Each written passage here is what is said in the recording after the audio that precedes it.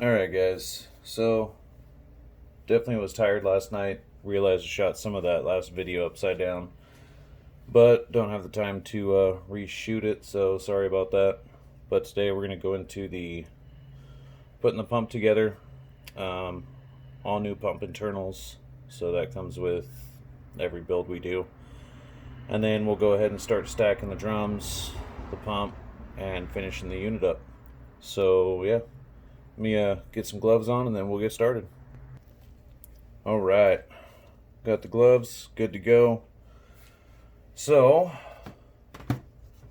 got your front pump cover, everything's cleaned. We've flat filed this surface, flat filed the surface of the pump body, and then also make sure you flat file where your valve body goes on your transmission.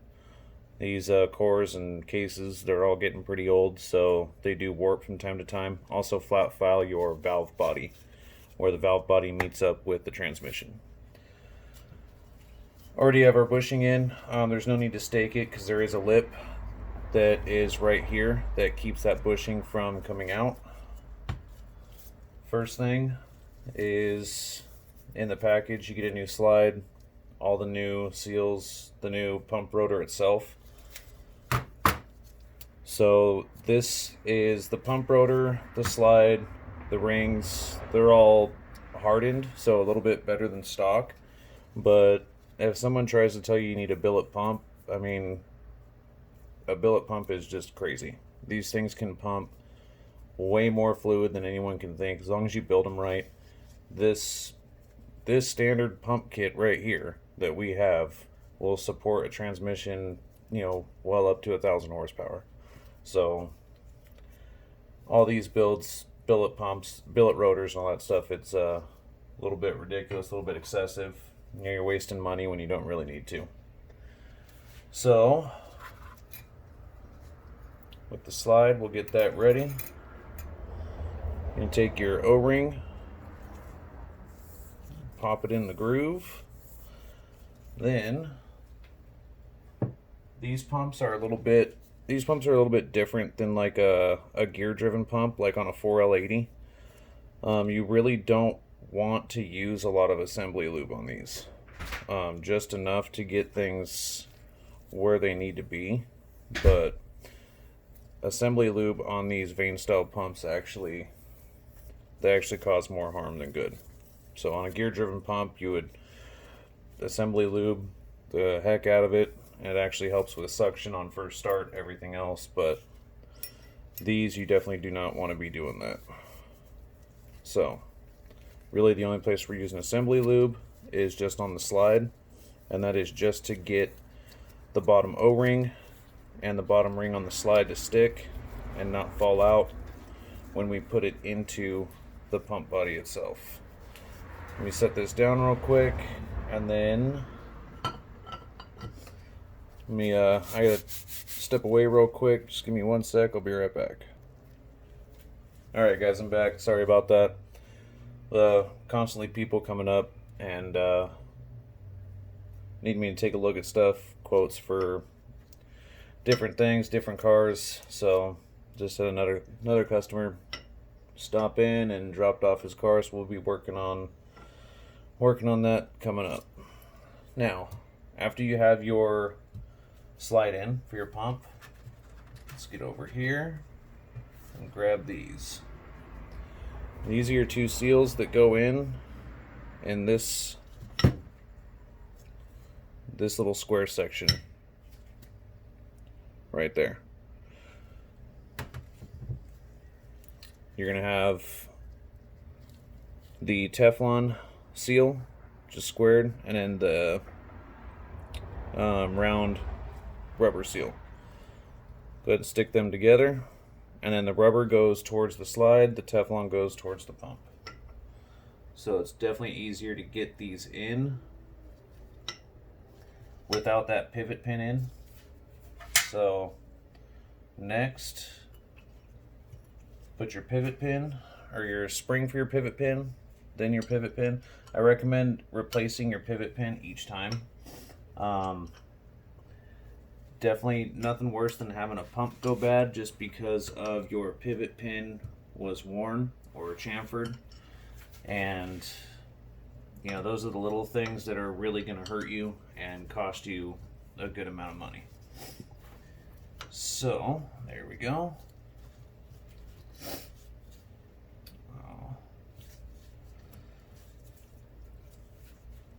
Hold on. Sorry guys, one more person walking up. Be right back. Sorry about that. Let's keep going. Alright, so you get your slide, you get your rubber O-ring, your retainer ring, and your slide. That's in. You get your two seals, Teflon and rubber. You get your pivot pin. Don't forget the spring that goes underneath the pivot pin. So next, we're going to go ahead and grab our new rotor. And then grab your wafer. So you'll notice there are 4 notches. 1, 2, 3, and 4. So those are going to line up with the tabs on here. Let's go ahead, line it up, and drop her on in. If I can actually line it up. There we go. It's going to go in just like so. Next, one of your hardened rings, that's going to go on just like that. Then flip the whole thing around. Get that right there. You're going to want to hold the wafer with your thumb as you put it down into the pump. That way it does not come out. Definitely don't want that happening. Be having a pretty bad day. Alright, so we're all good there. Now, we've got all of our vanes over here.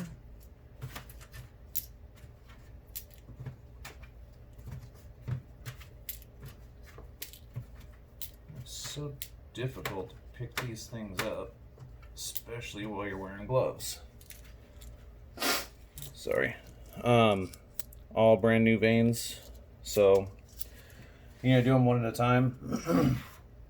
I found the easiest way is go into the section with the most room, kind of start them at an angle, and then just keep plugging away. So you'll be able to get all 13 of these in. You got to remember you have that steel ring underneath here, and that's what the vane is backing up against. So you do not want to be on top of that vane, or your pump paths won't go together and none of this is going to work. So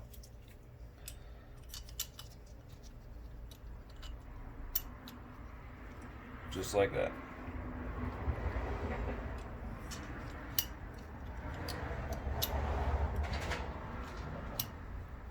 Really? Just being a bit of a pain. Another thing too, you notice that they are rectangles, so they go in standing up, not laying down on their side.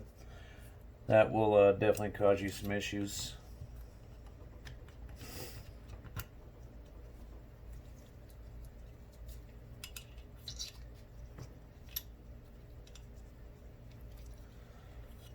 And of course, since we're on camera right now, this is giving me just a freaking brutal time.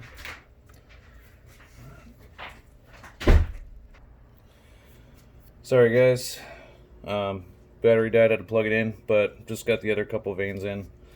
One thing you can do is set your final ring across like that, and that just lets you know that everything is 100% square, nothing's sticking up past where it should be. You've got good action on your slide, everything's good to go. So finally, your last ring goes in just like so, and there it is. Remember, you have your spring underneath your pivot pin right here, so it's going to want to pop up every now and then. That's not really a big deal. Just the big thing is making sure all this is good and flat, and then you can push that down at the last second when you go to bump the bolt the halves together. Now, next we've got, these are, this pump came with 2 springs, so they go inside one another. One thing we do with these pumps is put this piece in, and what that does is it keeps the slide from venting off pressure at high RPMs. So that's going to go in just like so. And let's see here. I've got it. Here we go.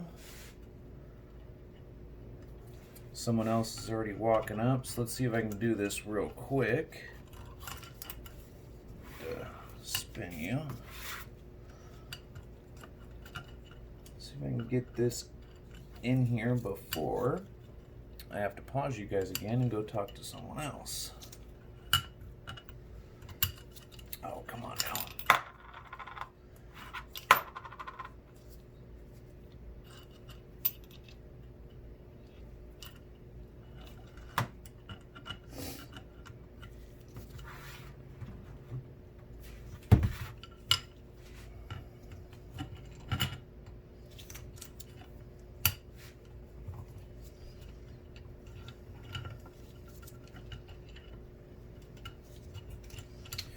Holy smokes.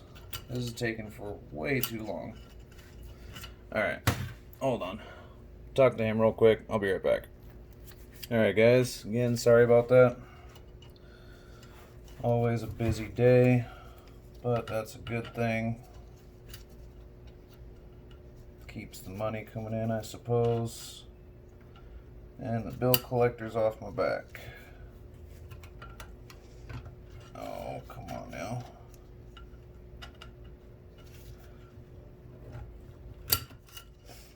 It's one of those things I can usually do pretty quick. Now that the camera's on.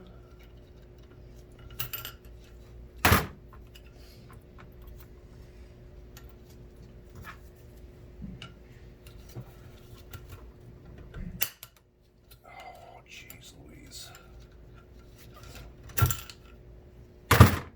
Alright. I got too much going on at once. I gotta take a breather. Been going at it for a couple hours straight, but obviously just getting back to this right now. So yeah, I don't want to get angry at it. Take a quick breather. I'll be right back. Alright guys, I'm back. Sorry about that. Sometimes you just gotta walk away. But then came back up, tried to record it, but there's cars driving by like crazy. But spring's in. Essentially all you do is set the spring in, get your screwdriver on this lip, pull up as you're pushing down on the spring, and then once it's level, you can actually push the spring down and in. So definitely take your time with it, or you're going to get a little upset with it. If you got to walk away from it for a minute, walk away. Now that we're at this point, make sure, yep, we're still in frame. Alright, so you're going to take a little bit of fluid, get it in there.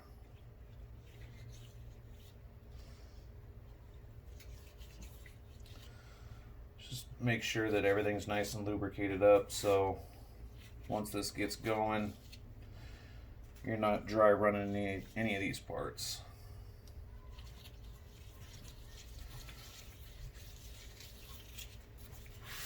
So,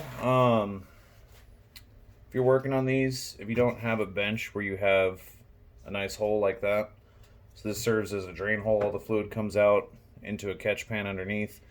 But I also use this for building drums and stuff like that. Obviously your input drum has a long shaft, it's hard to work on it.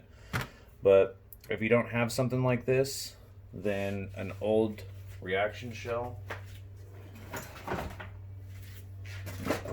like this works just fine. Set it down, and then especially for putting pumps together, you can get it right in and nothing's blocking you. Alright, so now that we got that all together, line that up over the hole. Let's grab, let's see, I need the pump bolts. Just give me 1 sec while I grab those. I guess I should have had everything together. Thought I did, but give me a sec. Alright. Sorry about that. Again, I'm doing this stuff on my free time after I'm done with a day's work. So, before we get these pump halves together, I want to go ahead and grease up your bushings. That way you do not forget about them. You don't need to be excessive with it, but you definitely don't want to have them dry run. So now when you put these together, you want to pick 2 spots of the pump and line them up. So you can either do the square here, these 2 holes here, really doesn't matter. Whatever your style is and however you like to do it. So I'm going to go ahead, take this,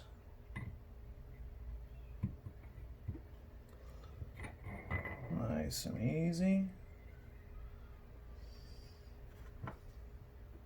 There we go.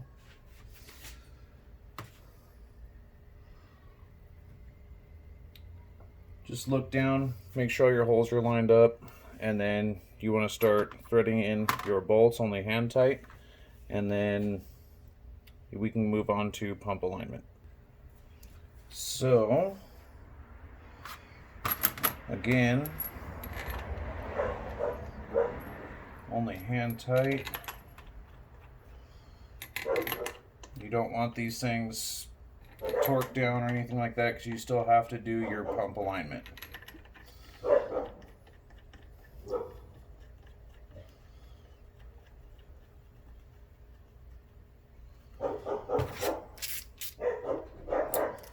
So 13mm socket or 1/2 inch, either one should work. Don't know what happened to my speed handle, but this will work in its place.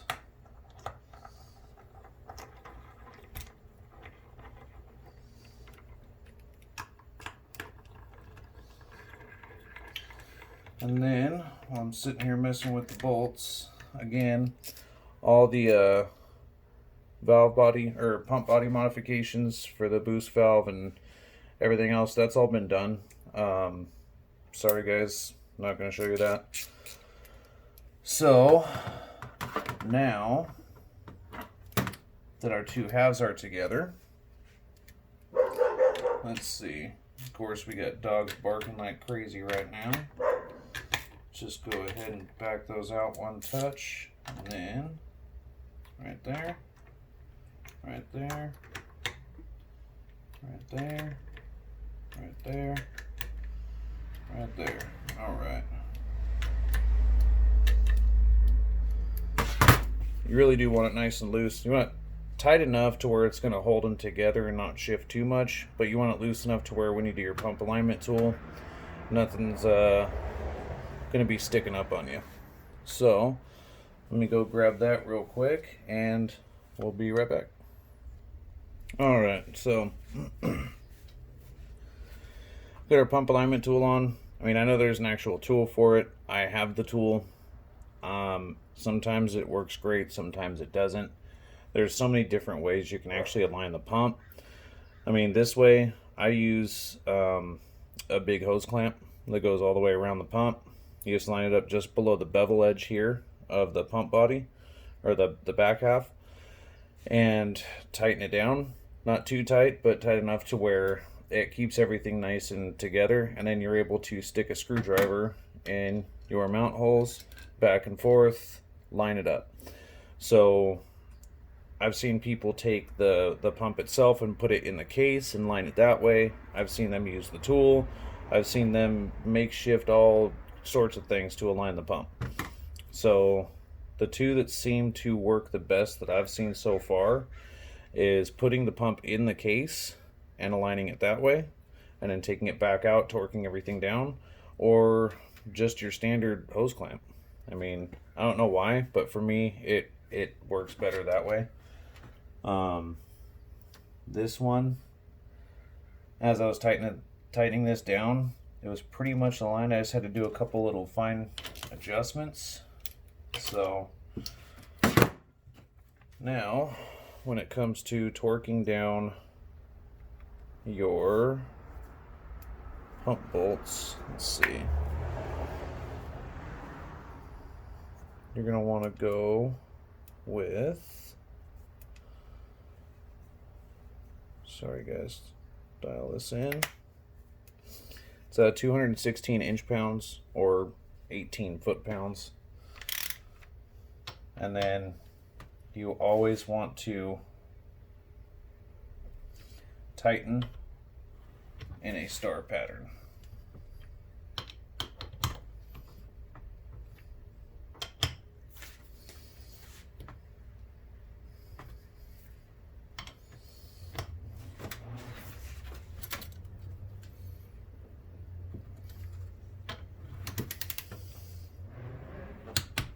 There's one.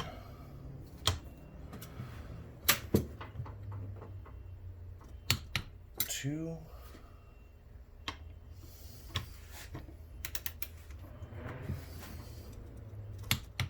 Three. That's good. That's good. That one's good.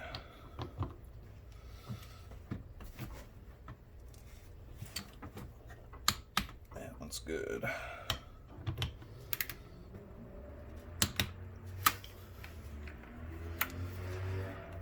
All right. Let's go ahead and put your torque wrench away for now.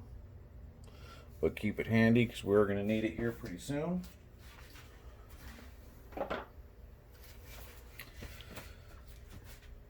Let's go through one last time. Make sure everything's still lined up nicely. And this thing's lined up perfect. Now, go ahead and take your tool off, whatever tool you may be using. And there is our pump together, built, ready to go. So the last thing we need to do with this is the front seal and then the rear Teflon rings. So we'll go ahead and move on to the Teflon rings. So one thing about sizing them, I've seen plenty of different sizers. I've seen the plastic ones, the long metal ones. The ones I use are these. This one's for the forward drum shaft, but I like these a lot. They don't really wear out at all, and they're machined perfectly. They're a little bit harder to use. There's not much flex, really no flex to them at all. Not like the plastic resizers, but in my opinion, they are a lot better. Not only that, but gotta love that. Don't see that much anymore. So here is the setup for your stator. So this will be your upsize, and this will be resizing. Let's go ahead and set those there. Grab our package.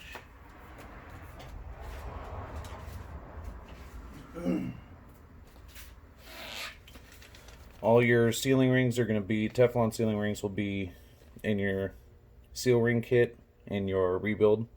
That'll be the shaft Teflons, these ones, and then also your scarf cut seals for your all your servos and things like that. So set those down. Put your rest of your stuff away so you don't lose them. All right. I like to put just a touch of fluid on there. Helps everything move nicely. There we go. So for the first one,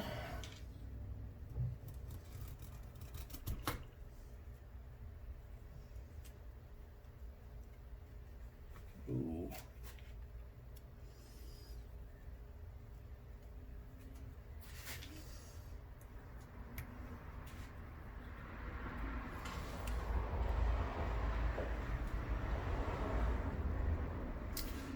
So I definitely should have left that on the sizer a bit longer, but that's all right. We can get it to work. There we go. Hopefully you guys are able to see this. Yeah, we're in frame. Okay. Now your next ring. There we go. That one doesn't take any time at all. So now, just like your input shaft, you can actually mold these pretty well just with your hands, and that way it gets it ready for the resizing tool. Makes that easier to slip over.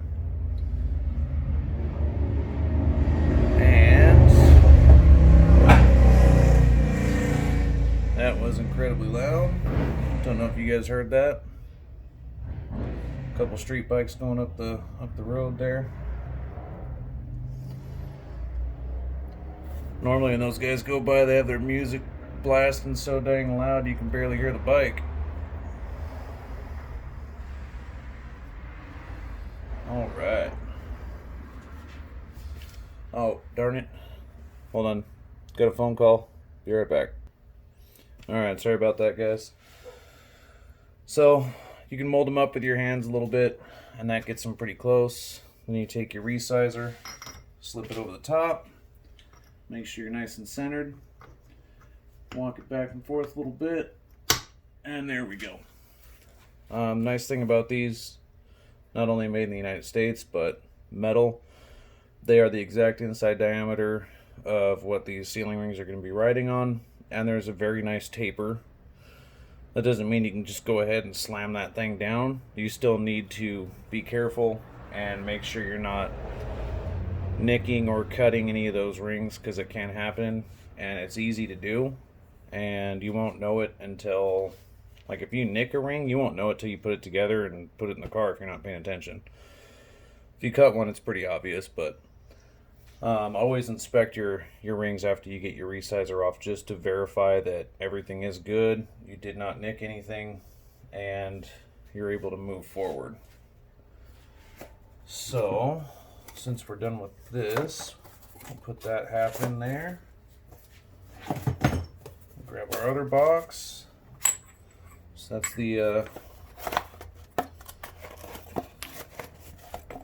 that's our other resizer. In case you guys are wondering, that's the name and part number for the turbine side, name and part number for the stator rings.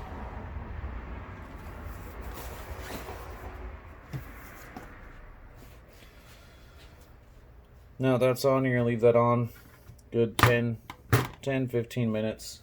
So we can go ahead and pull this up and set that aside. Let's grab, let's see here.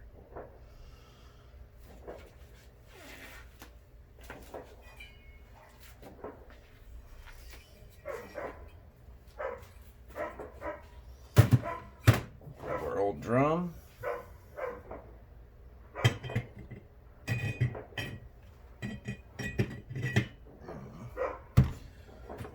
Do it that way. There we go. Next thing up is going to be putting the forward and reverse drums in the case. So let me go ahead and get this moved, and then I'll be right back and show you guys that.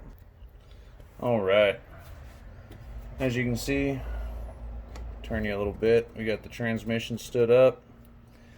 One thing I wanted to touch on that I didn't go over in a couple of videos ago when we were putting the drums together, After I assembled the drums, I put everything in, test fit everything, make sure my clearances were good, adjust any shims that might need to be adjusted, and then took it back out. I disassembled I took the snap ring off and the pressure plate off, and I put the load springs in. This unit, when we tore it down, did not have load springs in it, so we had to put new load springs in, which is usually put new springs in anyway, because they're usually completely worn down. But just want to let you guys know that. So there is new load springs in here. Not only that, but we test fit everything and checked all of our end play, all of our clearances, and adjusted accordingly. We did have to adjust on a few different shims and get it just right, but now it's dialed in, so we are good to go.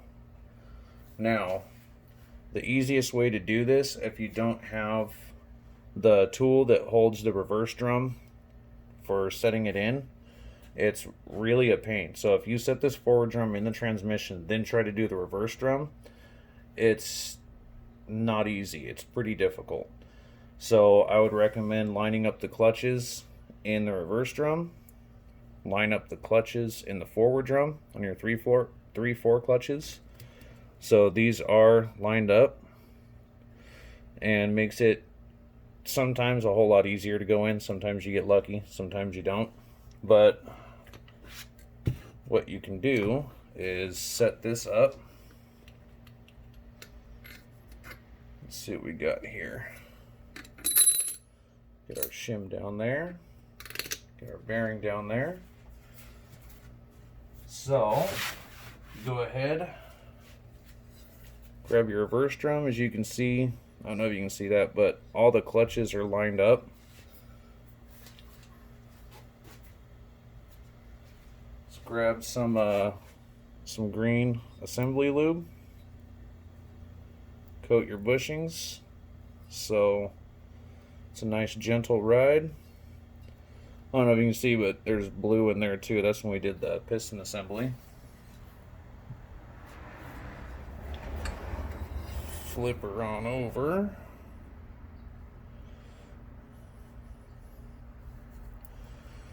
Get some green in right there. There we go. Now, another thing, the apply hole. See if I can catch that. It's a square hole down there. Now, on your stator on your pump, you'll be able to see the hole that feeds this drum. It's in between your two Teflon rings. If that has a big hole, your drum should have a small hole. If your drum has a large hole, your pump should have a small hole. So, if you're interchanging parts, just be aware of that. So, let's go ahead.